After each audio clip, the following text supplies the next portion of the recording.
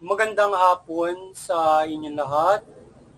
Ito po si Herbert Curia, author promoter ng The Bible Evangelization. Kakibat ang ating pananagig sa ating banal na Panginoon Diyos.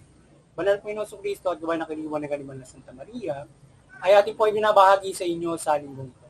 Ang mensahe ng ating banal na Panginoon. Ang tema ng mensahe ng ating banal na Panginoon Diyos ay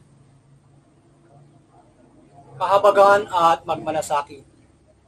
Sa mga may sakit, karamdaman, sa mga nagdarop at iba din pong mga kauri ng mga ganitong klase ng mga nangangailangan ng gandahang loob at pagtulong.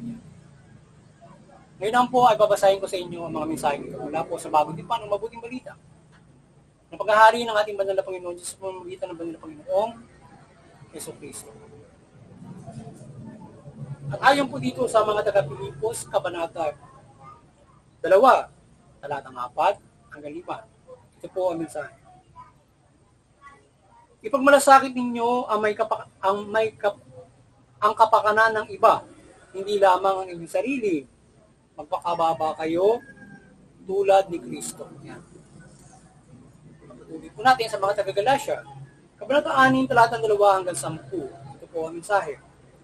Magtulungan kayo sa pagdala ng pasanin at sa ganitong paraay, matutupad ninyo ang utos ni Kristo.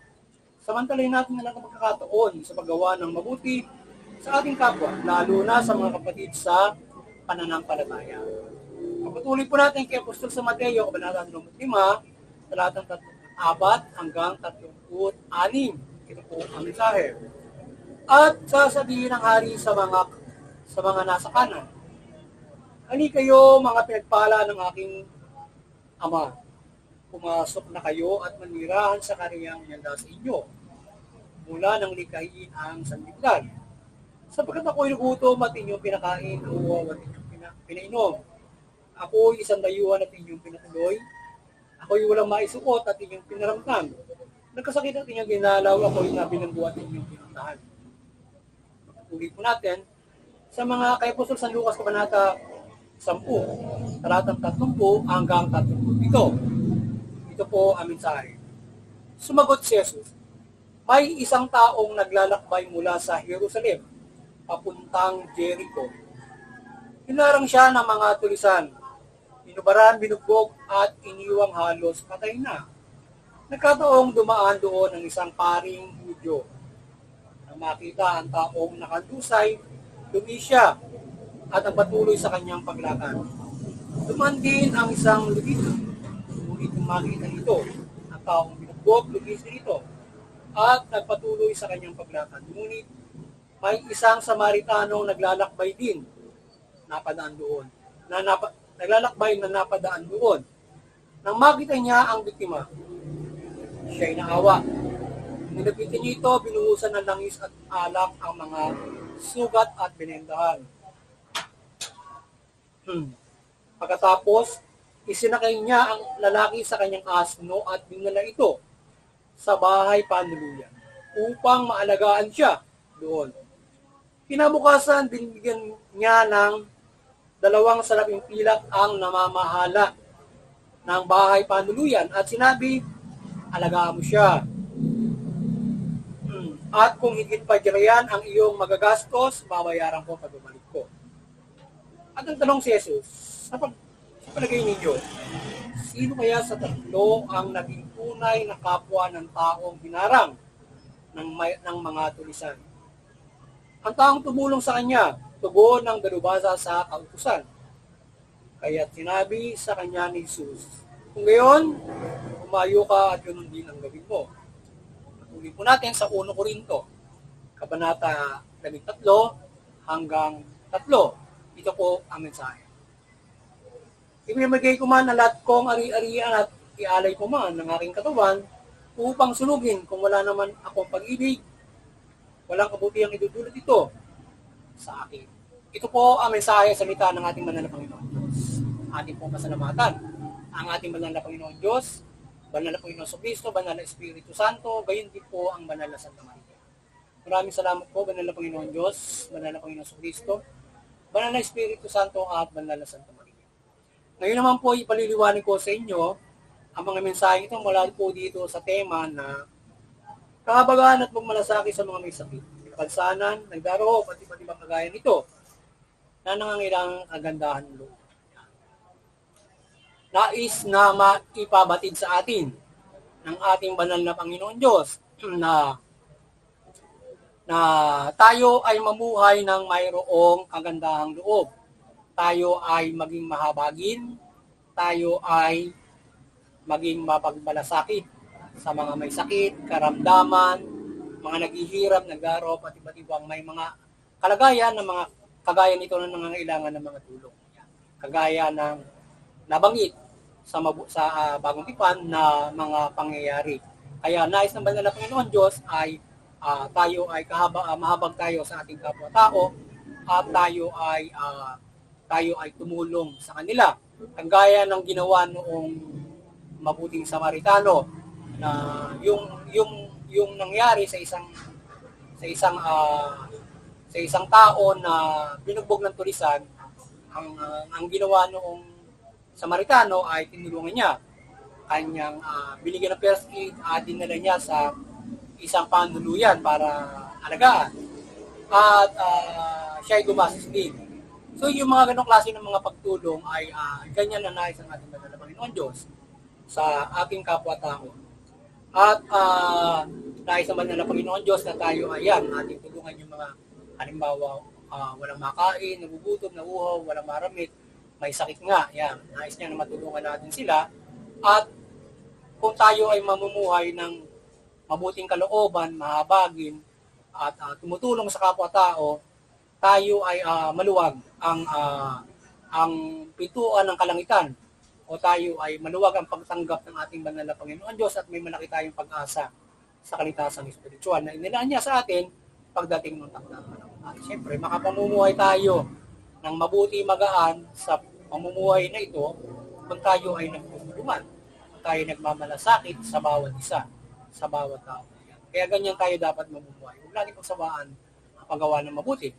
Ngayon, napakaraming pamamaraan ang paggawa natin ng mabuti sa ating kapwa-tao. Hindi lamang pinansyal, kundi kagaya noon na tayo ay pwedeng tumulong sa mga na-aksidente, mga nagawa ng hindi mabuti, pwede natin silang matulungan, mabigyan ng first aid, mailigtas natin ang buhay. Lalo na mapiprevent natin na magawa ng masama yung isang tao, na tayo ay makatulong sa ating kapwa-tao, na tayo ay ayon sa ating mabuting pamamaraan ay tutulungan natin na yung ating kapwa-tao ay mayadya, halimbawa sa kapahamakan, mga ganun mga bagay. O kung napahamak na siya, kagaya nung sa parabola ng mabuti Samaritano, ay tulungan natin mabigyan ng first aid. May ligtas natin yung buhay niya at siya ay makabubuhay pa.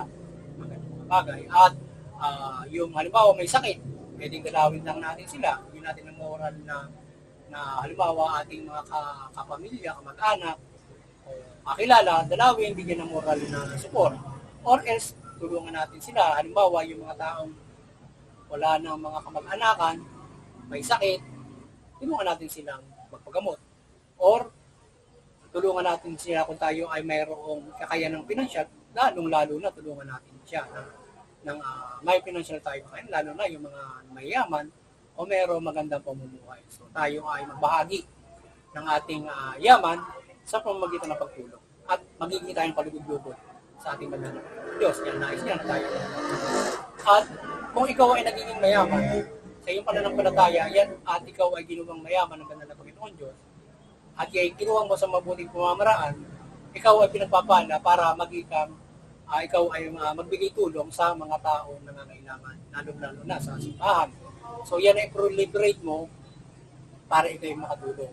Pero higit sa lahat, ay tandaan natin na ang Diyos muna bago ang mga bagay.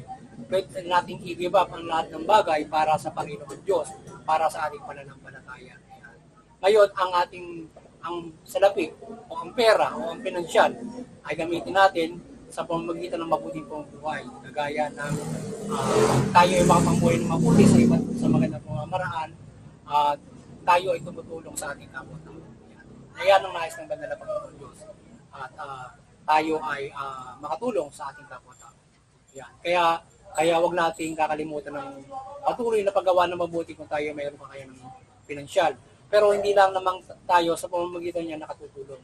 Pag maging mababang loob tayo, kahit mayaman tayo, pwede tayong tumulong halimbawa sa mga may kapansanan na pwede natin silang akayin, pambulag, kung halimbawa sila ay sasakay ng sasakyan, pilay, kahit mayaman tayo, huwag natin silang iwasan. Tulungan natin sila, mababang loob tayo. Yung iba nangangailangan ng mga kagaya niya, kagaya ng mga ginulpi na yun, kung mayaman tayo, pwede natin tulungan siya na persiin. Halimbawa, o ipagtanggol natin sa mga sa mga gumagawa ng inibuti. Or lahat tayo, anumang uri ng ating status sa buhay, mayaman, mahirap, tayo ay gumawa ng lahat ng bagay na mabuti para makatulong tayo sa tao natin. Hindi lamang naman sa pamamagitan ng financial tayo nakakatulong. At maraming bagay sa mundong ito na magagawa natin sa anumang uri ng ating kalagayan para tayo makatulong sa ating kapwa. Sa iba't ibang aspeto ng pamumuhay. Siyempre, kung ikaw ay mayroong pinagpala ka ng financial, ay tumulong ka sa iyong kapwa. At iyan, ang pagtulong ay isang mahalimuyak na sa banal na Panginoon. At higit ang mahalimuyak kung ang sarili natin ay ihahain natin sa Panginoon Diyos na buhay tayong gumagawa ng mabuti. Maging mabuti tayo, partikular yan, pagtulong. Yung mahabagin tayo ay maway, mababang loob, at tumutulong tayo sa kapwa. Yan lamang yan sa mabuti at matuwid na pamumuhay na kalugod-lugod tayo sa ating banal na Panginoon. Bilang hain natin sa ating banal na Panginoon sa ating mga sarili bilang mabuting tao. At partikular lamang yung mga bagay na yon, tutulong ka. Pero hindi lamang pagtulong ang kabutihan. Maraming kabutihan na ating magagawa sa mundong ito para tayo ay pagkalooban ng kaligtasan ng Espiritu. Partikular yung mga bagay ng mga pagtulong na yun. At muli, sana ay nagabayan naman kayo ng Bible Life Promotions, ng The Bible Evangelizations sa ating pagbabahagi ng mabuting balita. At kayo ay magkaroon malaking pag-asa sa inyong kaligtasan spiritual sa mensaheng ito. At aral na ito ng ating banal na Panginoon Diyos sa pamamagitan ng banal na Panginoon sa Kristo. At sana kayo ay maliwanagan at mamulat sa inyong spiritual at manatili kayo sa inyong spiritual na pananampalataya, anuman ang inyong pananampalataya, maging mula sa mga Kristiyano, lahat ng mga Kristiyano Katoliko, lahat ng Kristiyano at iba't ibang mga pananampalataya. Ayan. At sana ay magabayan kayo patuloy sa inyong kaligtasan na spiritual at patuloy kayo makinig sa gabay na ito ng ating banal na Panginoon Diyos mula sa mabuting balita o gabay ng Panginoon sa Kristo sa atin, para sa ating kaligtasan na spiritual at pananampalataya. At naway patuloy tayong gabayan ang presensya ng banal na Santa Maria, Panginoon Diyos, Panginoon sa Kristo, banal na Espiritu Santo, na kanyang pagmimilagro at kaliwanagan sa ating pagbabahagi ng mabuting balita. Tayo ay patuloy na maliwanagan sa ating pagbabahagi at tayo ay ngayon din ay maliban sa presensya, humiling din tayo sa ating banal na Panginoon Diyos sa tulong ng banal at kini sa pangalan at sa pamamagitan ng banal na Panginoon sa Kristo sa tulong ng banal na Santa Maria ay pagkaloob ang ating mga kaibigan. Manampalataya tayong lubos. Ngayon man, sa ating pananampalataya, kinakailangan ay paring malinis ang ating kalooban. Napagsisihan natin ang ating mga kasalanan para tayo limlim ng ating Panginoon Diyos. Yan at doon sa interfaith unity naman maliwanagan yung bawat mga relihiyon. Kayo ay magabayan, tayo ay magabayan sa ating pagkakaisa sa ating mga relihiyon sa interfaith unity para maiwasan natin yung sigalutan, hindi pagkakaunawa, mauwi sa karahasan, tigmaan, bagkos ay makagagabay tayo ng pagkakaisa, pagtutulungan, pagmamahalan at mabubuting aral ng ating mga reliyon sa bawat pamilya, community, bansa at buong mundo. At sa CBCP and Vatican Church, patuloy kayong maliwanagan, ibanda na Santa Maria at patuloy niyo pong pagbuklurin ang sangkatauhan sa pananampalataya sa Panginoon at mula Panginoon sa Kristo at mabuting balita. At sa ating munting kakayanan, ay patuloy natin inadalangin ang gabay ng Panginoon Diyos, Panginoon sa Kristo, Banal Espiritu Santo, ang kanyang presensya at presensya ng Banal na Santa Maria at ang kanyang kapangyarihan, na patuloy tayong gabayan ng kanyang himala sa ating pagbabahagi ng mabuting balita. Lalo na sa paggabay natin sa pamahalaan. Gabayan tayo ng kanyang kapangyarihan. At yung mga kapamahalaan, maliwanagan tayo ng mabuting balita, Banal na Santa Maria, at kayo ay patuloy na mamahala ng mabuti, matuwid. Tugunin niyo yung karapatang pantao, patas na hustisya, at sa gayon, mamumuhay ng ayon sa karapatan, mapayapa, maunlad ang inyong mga mamamayan. At sila ay higit na makapananampalataya sa banal na Panginoon Diyos mula Panginoon sa Kristo at yan, at mabuting balita. Yan. Ngayon, ay muli, ay sana ay tayo ay patuloy na pagpalain at protektahan ng ating banal na Panginoon Diyos mula sa Panginoon sa Kristo at sama-sama tayong mabuhay. Sama-sama tayong mamuhay ayon sa gabay ng Panginoon sa Kristo para sa mabuting balita. Magandang hapon sa inyo lahat at